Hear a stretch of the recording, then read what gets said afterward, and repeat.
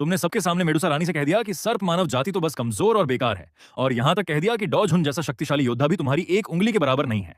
यह सुनते ही मेडुसा रानी गुस्से से कांप उठी और तुम पर हमला करने ही वाली थी, लेकिन तुमने केवल अपनी शक्ति की एक हल्की सी आभा छोड़ी, और वह उसी पल जमीन पर घुटनों के बल गिर पड़ी। कारण यह था कि तुम 20 साल की उम्र से पहले ही डॉ झुन स्तर के योद्धा बन चुके थे, और तुम्हारे भीतर प्राचीन वॉइड डिवॉरिंग हेवनली ड्रैगन का शक्तिशाली रक्त प्रवाहित हो रहा था। इस पूरी घटना की शुरुआत आधे दिन पहले हुई थी।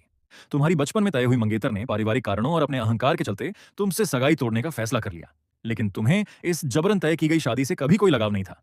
जैसे ही तुमने उसकी बात मान ली, उसी समय तुम्हारे भीतर पत्नी से विवाह कर शक्ति प्राप्त करने वाला रिवॉर्ड सिस्टम सक्रिय हो गया। मुफ्त मिलने वाले इनाम को क्यों छोड़ा जाए, यही सोचकर तुमने तुरंत अंतरिक्ष को चीरते हुए टागोर महान रेगिस्तान की ओर प्रस्थान किया। उस समय मेडुसा महल के ऊपर का वातावरण पूरी तरह तनाव से भरा हुआ था। तुम काले रंग का लंबा चोगा पहने किसी अमर देवता की तरह हवा में खड़े थे और नीचे पूरे महल को शांत भाव से देख रहे थे। बिना किसी पंख या सहारे के केवल अपनी शक्ति के बल पर हवा में खड़े रहना ही इतना अद्भुत था कि पूरे महल में हड़कंप मच गया। सर्प मानव सैनिक तुरंत सतर्क हो गए, धनुषों पर तीर चढ़ गए, चारों ओर युद्ध ऊर्जा उमड़ने लगी और पूरा महल युद्ध की तैयारी में जुट गया। कुछ ही क्षण बाद शक्तिशाली आभा के साथ मेडुसा रानी स्वयं प्रकट हुई। उसने आकाश में खड़े तुम्हें देखा। उसकी लंबी और सुंदर आंखों में सतर्कता साफ झलक रही थी। उसने मन ही मन सोचा, इतनी कम उम्र का डाओजोंग जियामा साम्राज्य में ऐसा प्रतिभाशाली योद्धा आखिर कब पैदा हो गया। वह भीतर से बेहद चौंक गई। उधर तुम भी इस पूरे रेगिस्तान में प्रसिद्ध मेडुसा रानी को ध्यान से देख रहे थे। उसने शाही बैंगनी रंग का भव्य वस्त्र पहन रखा था। उसका आकर्षक व्यक्तित्व और कमर तक लहराते लंबे काले बाल उसकी रानी जैसी गरिमा को और भी प्रभावशाली बना रहे थे। उसकी पतली कमर और शाही बैंगनी वस्त्र के नीचे झलकती बैंगनी सर्प पूंछ हवा में धीरे धीरे लहरा रही थी। उसके पूरे व्यक्तित्व में एक साथ जंगली आकर्षण और राजसी गरिमा दिखाई दे रही थी। तुम्हारी बेझिझक निगाहों को महसूस करते ही मेडुसा रानी की आंखों में हल्की सी ठंडक उतर आई, लेकिन तुम्हारी रहस्यमयी और अपार शक्ति को देखते हुए उसने अपने गुस्से को दबा लिया। वह धीरे धीरे आगे बढ़ी और शांत स्वर में बोली, यह मेडुसा महल है। क्या मैं जान सकती हूं कि आदरणीय वरिष्ठ यहां किस उद्देश्य से पधारे हैं? तुम हल्का सा मुस्कुराए और बोले, मेरा नाम लोंगशू है। मैंने पहले ही तुम्हारी अद्भुत सुंदरता के बारे में बहुत सुना था। आज तुम्हें देखकर यकीन हो गया कि तुम्हारी प्रशंसा बिल्कुल सच है। मेडुसा के होठों पर हल्की मुस्कान आई। आप मेरी अधिक प्रशंसा कर रहे हैं। तुमने सिर हिलाया और अचानक बात का रुख बदलते हुए कहा, मुलाकात भी किस्मत से होती है। हमारी पहली ही मुलाकात में मुझे ऐसा लगा जैसे हम वर्षों से एक दूसरे को जानते हों। इसलिए महारानी, क्या आप मुझसे विवाह करके जीवन साथी बनना स्वीकार करेंगी और साथ मिलकर शक्ति के सर्वोच्च शिखर तक पहुंचेंगी? तुम्हारे ये शब्द सुनते ही पूरे महल के ऊपर सन्नाटा छा गया। नीचे खड़े सभी सर्प मानव सैनिक स्तब्ध रह गए। हमेशा शांत रहने वाली मेडुसा रानी भी कुछ पल के लिए अवाक रह गई। उसके चेहरे की मुस्कान लगभग गायब हो गई। कुछ क्षण बाद उसने खुद को संभाला और हल्की मुस्कान के साथ बोली, वरिष्ठ, यह मजाक उचित नहीं है। तुमने मुस्कुराना बंद कर दिया और गंभीर स्वर में कहा, मैं मजाक नहीं कर रहा, मैं पूरी तरह गंभीर हूं। महारानी, आपका उत्तर क्या है? मेडुसा ने गहराई से तुम्हारी आंखों में देखा, मानो यह परखना चाहती हो कि कहीं तुम मजाक तो नहीं कर रहे, लेकिन उसे वहां केवल सच्ची गंभीरता दिखाई दी। उसने तुरंत मना नहीं किया, बल्कि सावधानी से पूछा, तो क्या मैं जान सकती हूं कि आप वास्तव में कौन हैं? तुमने शांत स्वर में उत्तर दिया, एक सच्चे वीर की पहचान उसके जन्म या पृष्ठभूमि से नहीं होती। महारानी, बस इतना बताइए, क्या आप मेरा प्रस्ताव स्वीकार करेंगी? मेडुसा की आंखों में विचारों का तूफान चल रहा था। वह तेजी से स्थिति का आकलन कर रही थी। तुम्हारी हवा में चलने की क्षमता कम से कम डॉ झोंक स्तर की थी। यदि उसने सीधे इनकार कर दिया तो संभव था कि पूरी सर्प मानव जाति विनाश का सामना करे। अपनी प्रजा की सुरक्षा के लिए उसके पास कोई दूसरा विकल्प नहीं था।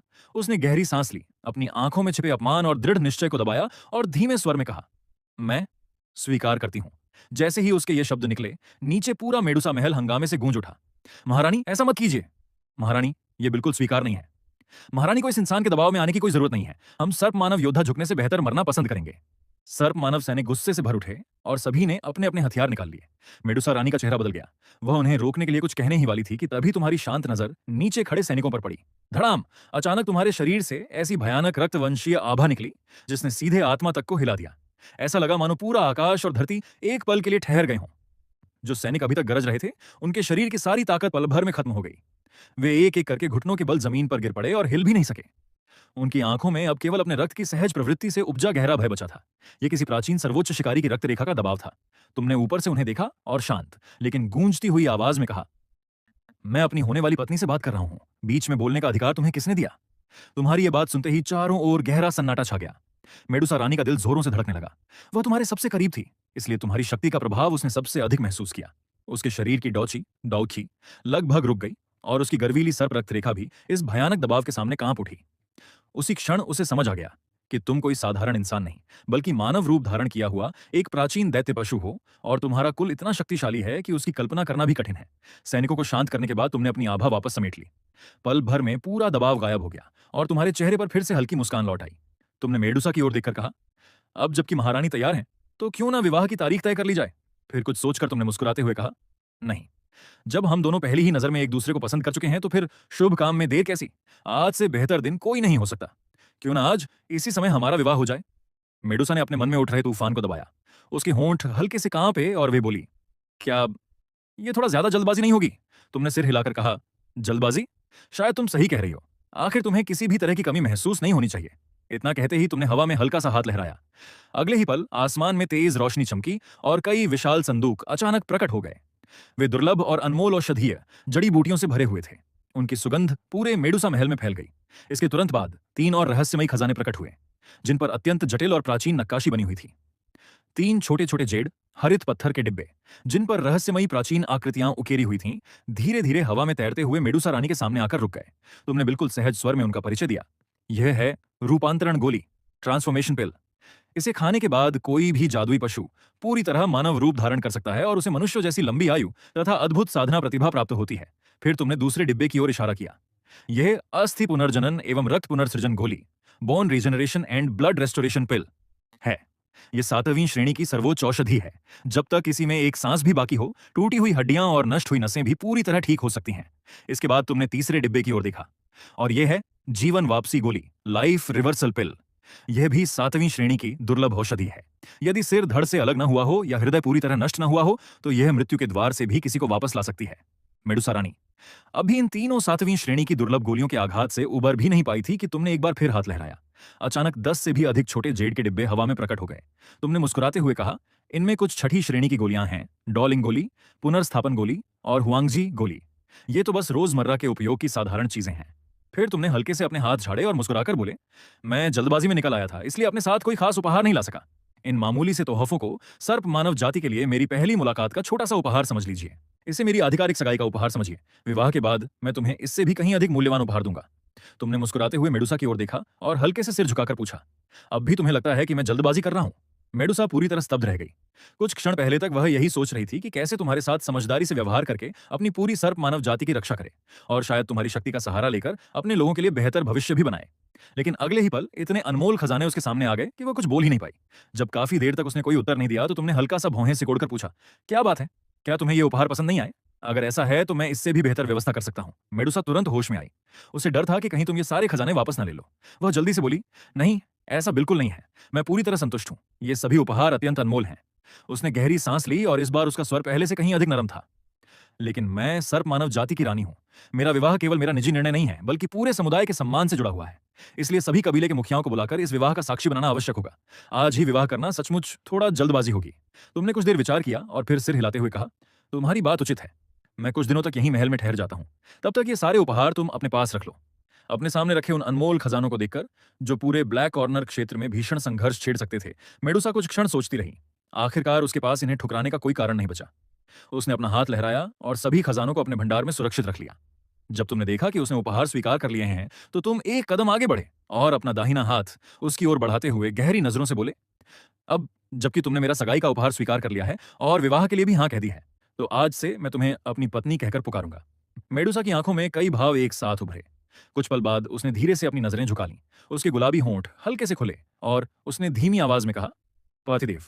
जैसे ही उसके होंठों से यह शब्द निकला, तुम्हारे मन में अचानक एक यांत्रिक आवाज गूंज उठी, डिंग।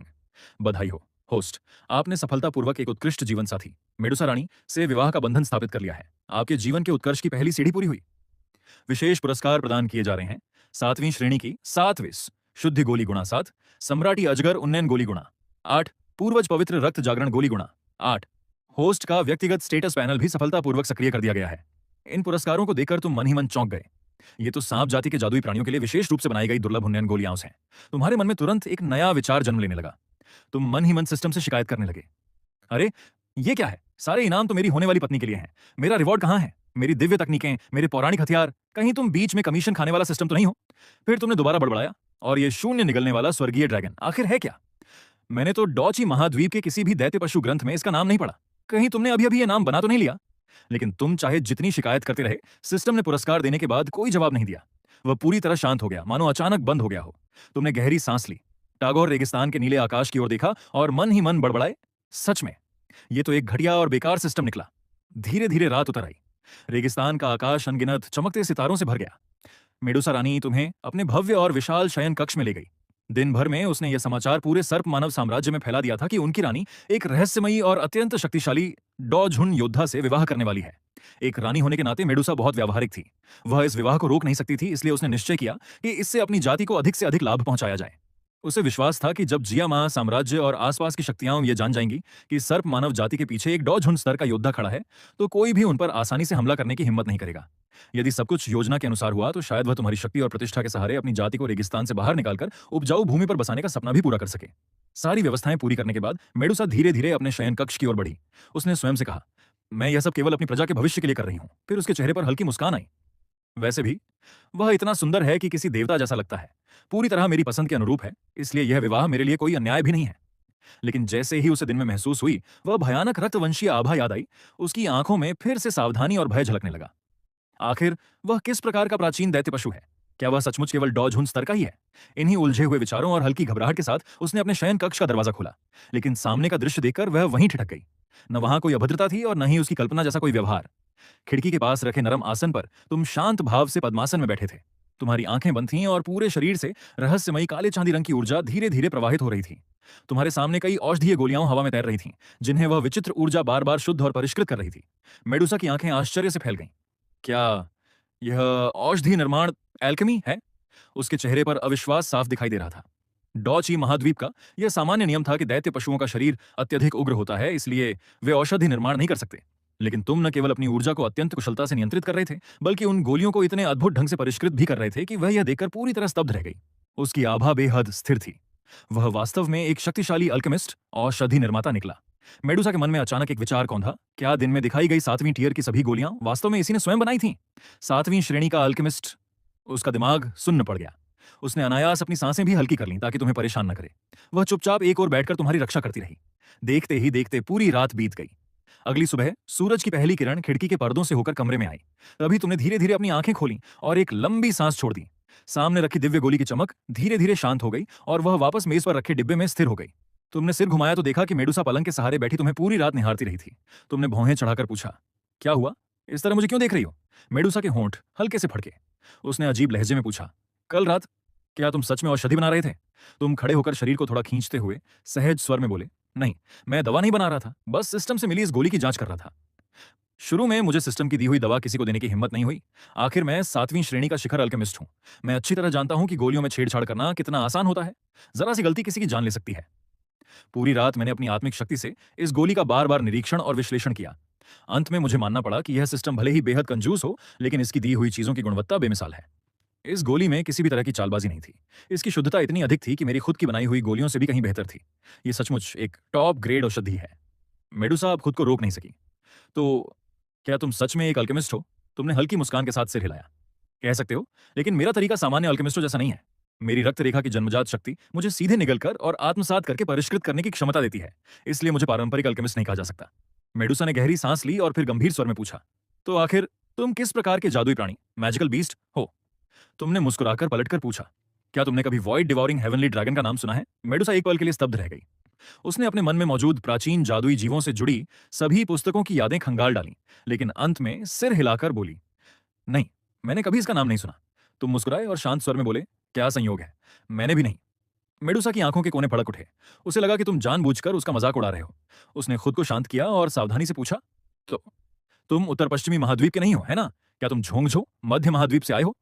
तुमने पास रखा चायदान उठाया, अपने लिए एक कप चाय डाली और सहजता से कहा, कह सकते हो। कुछ क्षण चुप रहने के बाद मेडुसा ने फिर पूछा, तो आखिर तुम्हारी शक्ति किस स्तर की है? जब मैंने तुम्हें पहली बार देखा था तुम हवा में खड़े थे, इसलिए मुझे लगा कि तुम एक दाओजोंग हो। लेकिन पूरी रात तुम्हें देखने के बाद मुझे एहसास हुआ कि तुम्हारे शरीर से अनजाने में निकलने वाली वह भयावह आभा, जो मानो स्वयं आकाश और पृथ्वी से एक हो गई हो, किसी साधारण डॉझोंग की नहीं हो सकती।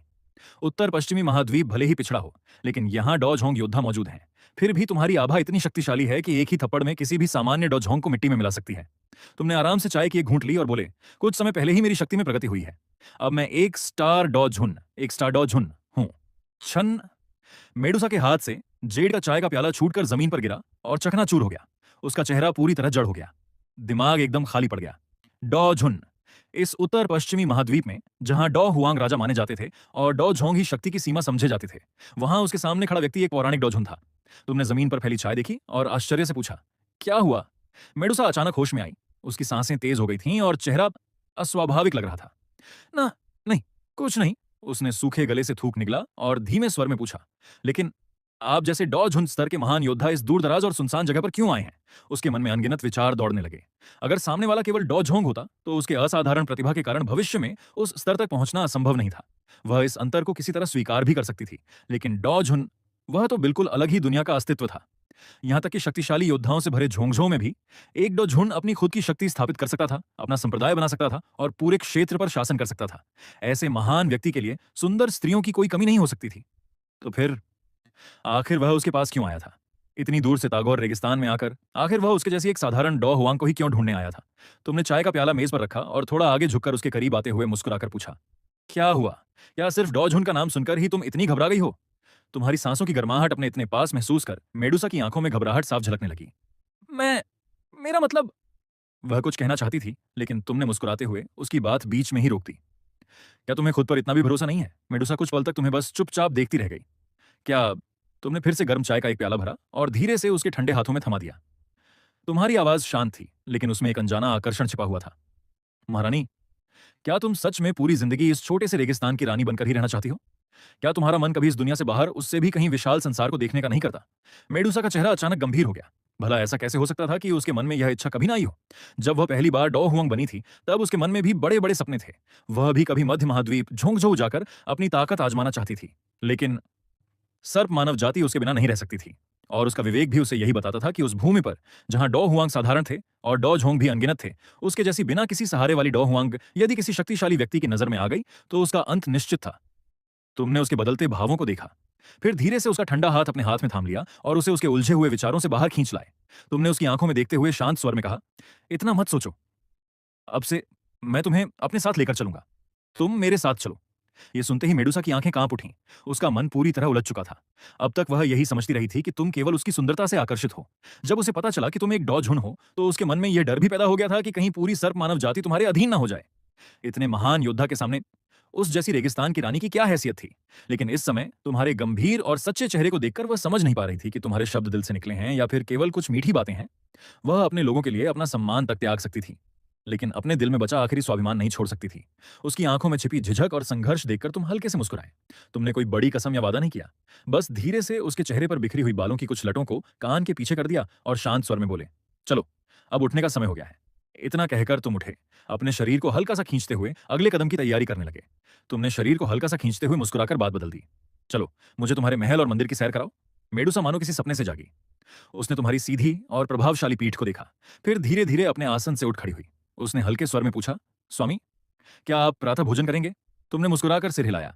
मुझे सुबह भोजन करने की आदत नहीं है, लेकिन अगर तुम खाना चाहती हो तो मैं तुम्हारा साथ दूंगा।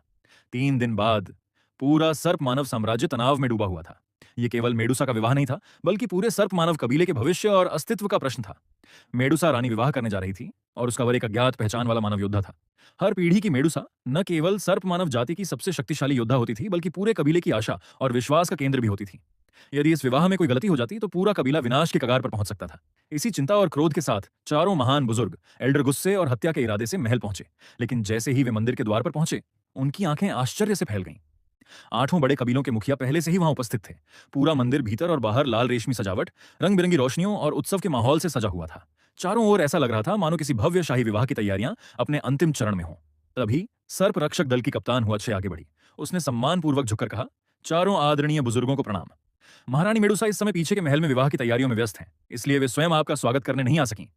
बकवास! एक गुस्सैल बुजुर्ग तुरंत गरज उठा। उसने अपने हाथ की सांप के सिर वाली छड़ी जमीन पर जोर से पटकी। धड़ाम! पत्थर की फर्श तक में दरारें पड़ गईं। वह क्रोध से बोला, क्या वह सचमुच उस अज्ञात मानव योद्धा से विवाह करने जा रही है?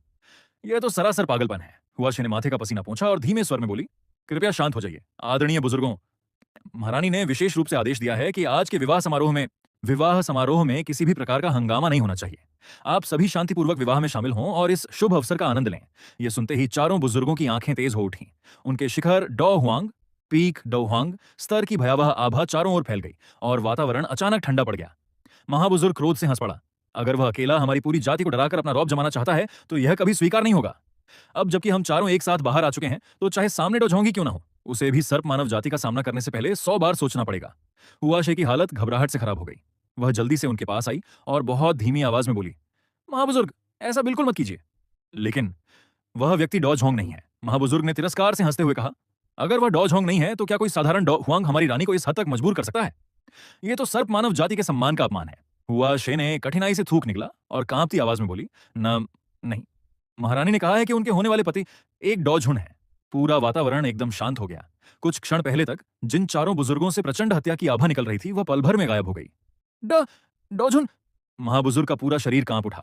वह तुरंत आगे बढ़ा, हुआशे का हाथ पकड़ लिया और कांपती आवाज में पूछा, क्या क्या तुम सच कह रही हो? वह सचमुच एक डॉजहुन है। उत्तर पश्चिमी महाद्वीप में आखिरी बार एक डॉजहुन सैकड़ों वर्ष पहले युनलान संप्रदाय के प्रथम संप्रदायाध्यक्ष युन पोतियन थे। उनकी मृत्यु के बाद इस पूरे महाद्वीप में फिर कभी कोई डॉजहुन प्रकट नहीं हुआ था। हुआशे ने कड़वी मुस्कान के साथ सिर हिलाया। यह बिल्कुल सत्य है। महारानी जानती थीं कि आप चारों अवश्य उनसे जवाब मांगने आएंगे, लेकिन उन्होंने विशेष रूप से कहा है कि यदि सर्प मानव जाति का भविष्य सुरक्षित रखना है तो किसी भी परिस्थिति में उस महान डॉजहुन का अपमान नहीं होना चाहिए। चारों बुजुर्ग एक दूसरे का चेहरा देखने लगे। वे इतने स्तब्ध थे कि कुछ भी बोल नहीं पा रहे थे। तभी दूसरे बुजुर्ग की नजर अचानक हुआशे पर पड़ी। उन्होंने भौहें सिकोड़ते हुए पूछा, रुको, तुम्हारी आभा तो बदल गई है। तुम अब 5 स्टार डॉ वांग बन चुकी हो। 5 साल पहले तो तुम मुश्किल से 3 स्टार डॉ वांग बनी थी। इतनी तेज प्रगति कैसे हो गई? यह सुनते ही हुआशे के चेहरे पर खुशी छा गई। उसने सम्मान से उत्तर दिया, आदरणीय दूसरे बुजुर्ग, यह सब राजकुमार वांगफू की कृपा है। उन्होंने ही मुझे यह वरदान दिया। राजकुमार ने महारानी को 1-2 नहीं बल्कि 10 से भी अधिक छठी श्रेणी की डॉ लिंग गोलियां भेंट की थीं। महारानी ने वे सभी गोलियां हम लोगों को पुरस्कार के रूप में दे दी। अब 8 प्रमुख कबीलों के मुखिया और सेनापति उन्हें खा चुके हैं और सभी की शक्ति में जबरदस्त वृद्धि हुई है। इतना ही नहीं, हुआ शे उत्साह से आगे बोली, राजकुमार ने महारानी के लिए अलग से 3 सर्वोच्च गुणवत्ता वाली 7वीं श्रेणी की औषधियां भी तैयार की हैं।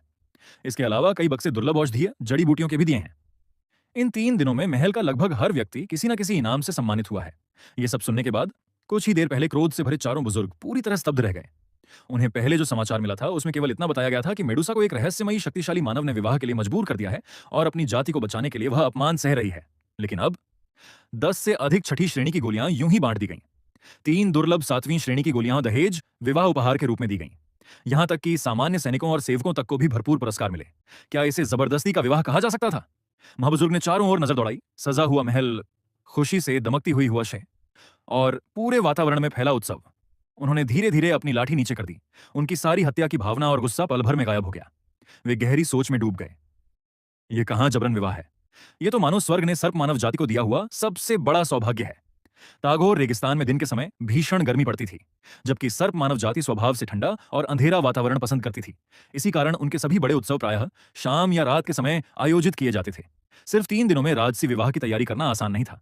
ऊपर से यह स्थान रेगिस्तान के गहरे और निर्धन क्षेत्र में था, सस्करुशाह। इसलिए इस विवाह का वैभव मध्य महाद्वीप के बड़े बड़े शक्तिशाली कुलों जैसा नहीं हो सकता था। फिर भी किसी भी व्यवस्था में लापरवाही नहीं की गई थी। सर्प मानव जाति के सभी प्रमुख योद्धा और सम्मानित लोग विवाह समारोह में उपस्थित थे। पूरा मंदिर नए रूप में सजा हुआ था। लाल रेशमी कपड़े हवा में लहरा रहे थे और जादुई दीपकों की रोशनी पूरे परिसर को उजाले से भर रही थी। तभी तुम मेडुसा का हाथ थामे विवाह स्थल पर पहुंचे। वह गहरे लाल रंग के दुल्हन के वस्त्रों में इतनी अद्भुत सुंदर लग रही थी कि उसे देखकर हर कोई कुछ पल के लिए स्तब्ध रह गया। 8 कबीलों के मुखिया एक एक करके आगे आए और मुस्कुराते हुए तुम्हें विवाह की शुभकामनाएं देने लगे। उनकी मुस्कान पूरी तरह सच्ची थी। इन 3 दिनों में तुम्हारे द्वारा खुले हाथों से दिए गए उपहारों ने उनका दिल पूरी तरह जीत लिया था। जो सर्प मानव सेनापति पहले बेहद घमंडी और कठोर स्वभाव के थे, अब उनके मन में भी तुम्हारे प्रति सम्मान और प्रशंसा के अलावा कुछ नहीं बचा था। अब किसी के मन में तुम्हारे प्रति जरा सी भी नाराजगी नहीं बची थी। सभी तुम्हें ऐसे देख रहे थे मानो कोई संरक्षक देवता स्वयं सर्प मानव जाति के बीच उतर आया हो। हर कोई यही चाहता था कि महारानी और तुम शीघ्र ही एक सुखी परिवार बनाओ, ताकि यह शक्तिशाली संबंध हमेशा के लिए सर्प मानव जाति के भविष्य को सुरक्षित कर दे। यहां तक कि चारों वरिष्ठ महाबुजुर्ग, जो सामान्यतः कभी मुस्कुराते भी नहीं थे, आज पहली बार अपने चेहरे पर सौम्य मुस्कान लिए स्वयं विवाह समारोह की अध्यक्षता कर रहे थे। यदि सामने वाला केवल डॉजहोंग होता तो वे अपने वरिष्ठ होने का कुछ अधिकार दिखा सकते थे, लेकिन एक डॉजहोंग के सामने ऐसा करने का साहस किसमें था? वे केवल पूरे सम्मान के साथ तुम्हें शुभकामनाएं देते और आदरपूर्वक स्वागत करते रहे। सर्प मानव जाति की प्राचीन परंपराओं के अनुसार सभी वैवाहिक रस्में पूरी होने के बाद समारोह धीरे धीरे समाप्ति की ओर बढ़ने लगा। मेडुसा ने तुम्हारा हाथ थामा और चारों महाबुजुर्गों के सम्मानपूर्वक मार्गदर्शन में तुम दोनों मुख्य सभा भवन की भीड़ से निकलकर मंदिर के भीतर स्थित एक भूमिगत कक्ष की ओर बढ़े। रास्ता जितना आगे बढ़ता गया उतना ही अधिक शांत और अंधकारमय होता गया। तुमने आसपास नजर डालते हुए धीमे स्वर में पूछा, हम यहाँ क्यों आ रहे हैं? क्या विवाह के बाद भी इस भूमिगत रास्ते से जाना पड़ता है? मेडुसा के सुंदर चेहरे पर हल्की सी लाली छा गई। उसने धीमे स्वर में समझाया, सर्प मानव जाति की परंपरा के अनुसार प्रत्येक पीढ़ी की महारानी को पूर्ण रूप से मानव रूप धारण करने से पहले कुछ विशेष नियमों का पालन करना होता है। इसी कारण विवाह के बाद एक विशेष अनुष्ठान से पहले इस भूमिगत वेदी पर पारंपरिक शुद्धिकरण संस्कार किया जाता है। मेदुसा ने शांत स्वर में समझाया, सर्प जाति का रक्त स्वभाव से अत्यंत शीतल होता है। यदि समय से पहले पति पत्नी का संबंध बना लिया जाए तो रक्त वंश की शक्ति तेजी से कम होने लगती है। इसलिए रक्त वंश को स्थिर रखने के लिए बलिदान वेदी का शुद्धिकरण अनुष्ठान सबसे महत्वपूर्ण चरण है। बात करते करते सभी लोग लंबे भूमिगत मार्ग से गुजरते हुए अनुष्ठान स्थल के केंद्र में पहुंचे। उनके सामने काले रहस्यमयी पत्थरों से बना एक विशाल सूखा कुंड था। इस अनुष्ठान को करने के लिए विशेष औषधीय द्रव्य और गुप्त विधि की आवश्यकता थी। आगे चल रही चारों महान वरिष्ठाएं एक साथ रुक गईं और आपकी ओर गहराई से झुककर सम्मान प्रकट किया। सबसे बड़ी वरिष्ठ आगे बढ़ी और आदरपूर्वक बोली, सम्माननीय महोदय, निस्संदेह हमारी रानी ने आपको हमारी जाति की परंपराओं के बारे में बता दिया होगा, लेकिन हमारी रानी मेडुसा अभी पूरी तरह मानव रूप में परिवर्तित नहीं हुई हैं। यदि इस अवस्था में उनका कौमार्य भंग हो गया तो उनकी रक्तवंशीय शक्ति पर भयंकर प्रतिक्रिया होगी। इसलिए हम आपसे विनम्र निवेदन करते हैं कि फिलहाल रानी के साथ पति पत्नी का संबंध न बनाएं। इतना कहते ही उनके माथे पर पसीना छलक आया। उन्हें डर था कि कहीं यह बात आपको, एक शक्तिशाली डूजन योद्धा को, क्रोधित न कर दे। उन्होंने तुरंत आगे कहा, यदि रानी अभी आपके द्वारा प्रदान की गई ट्रांसफॉर्मेशन पिल खा लें और अपनी सर्प पूंछ त्याग कर पूर्ण मानव रूप धारण कर लें तो रक्तवंश की प्रतिक्रिया का खतरा समाप्त हो जाएगा। तब हमारी ये सारी परंपराएं भी लागू नहीं रहेंगी। मेडुसा ने सिर झुका लिया। उसकी आंखों में तीव्र संघर्ष और अनिच्छा साफ दिखाई दे रही थी। बड़ी वरिष्ठ ने गहरी सांस ली और आगे समझाया, सम्माननीय महोदय, आपको शायद यह झात नहीं है। हमारी रानी हमेशा हमारे प्राचीन ग्रंथों में वर्णित रक्त शुद्धिकरण विधि को आजमाना चाहती रही है। यह विधि अत्यंत खतरनाक है। यदि असफल हुई तो शरीर और आत्मा दोनों नष्ट हो जाएंगे, लेकिन यदि सफल हुई तो भविष्य की क्षमता कई गुना बढ़ जाएगी। रूपांतरण गोली भले ही सुरक्षित हो और मनुष्यों जैसी साधना की प्रतिभा प्रदान करे, लेकिन उसे खाने के बाद रानी हमेशा के लिए अपने वर्तमान रूप को त्याग देंगी। तब इस शुद्धिकरण मार्ग पर चलने का अवसर सदा के लिए समाप्त हो जाएगा। इसी कारण रानी अब तक वह औषधि नहीं खा रही हैं। इसका अर्थ यह बिल्कुल नहीं कि उनके मन में आपके प्रति कोई अविश्वास या द्वेष है। आपने हाथ उठाकर उनकी बात बीच में ही रोक दी और शांत स्वर में पूछा, समझ गया, जिस रक्त शुद्धिकरण विधि की तुम बात कर रही हो, क्या वही जिसमें मेडुसारू हुआंग की चरम सीमा पर पहुंचने के बाद स्वर्ग और पृथ्वी की रहस्यमयी अग्नि से अपने शरीर को तपाकर विकास करने का प्रयास करती है? प्राचीन रक्तवंश को शुद्ध करके उसे उसके मूल स्वरूप में वापस लाने की विधि। सही कहा ना? यह सुनते ही बड़ी वरिष्ठ की आंखें आश्चर्य से फैल गईं। सम्माननीय महोदय, आपने बिल्कुल सही कहा। रानी मेडुसा की मूल आत्मा 6 पंखों वाली जियोयान स्नेक से संबंधित है। उनके शरीर में 7 क्लर्ड हेवन स्वॉलिंग पाइथन का अत्यंत दुर्लभ प्राचीन रक्त भी प्रवाहित होता है। इसी कारण वह हमेशा उस रक्त शुद्धिकरण विधि को पूरा करने का सपना देखती रही है। आपने मेडुसा के तनाव से भरे चेहरे की ओर देखा और धीरे से पूछा, क्या सचमुच ऐसा ही है?